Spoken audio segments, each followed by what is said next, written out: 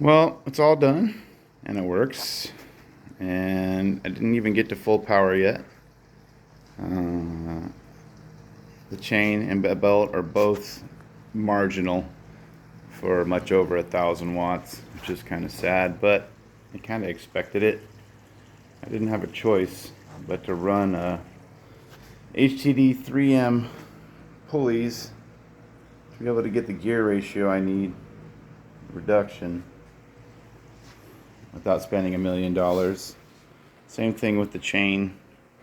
I had to go with the number 25 in order to get the 92 tooth rear, and I think it's a 14 front. All this is required to get the gearing proper for a top speed of around 30 miles an hour. I would love to gear it down more. I couldn't. And with a number 35 chain, I couldn't do it. And with the HTD 5M belt, I couldn't do it.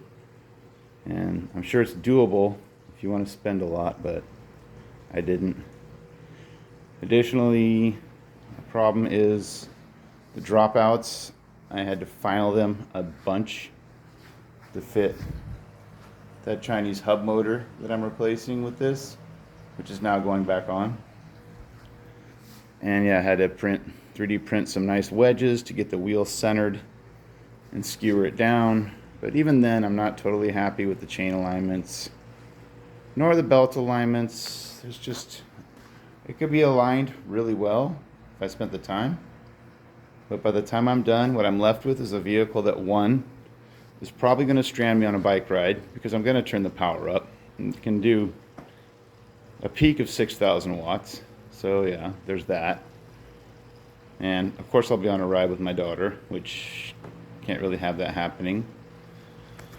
And the other problem is I like to go to the pump track with her, and the hub motor freewheels. It's heavy, and the back wheel is pretty planted, but at least it freewheels nicely. And this, I'm in a pretty low gear, and as you can see, maybe it's pushing the bike all around on the stand. It's fairly draggy.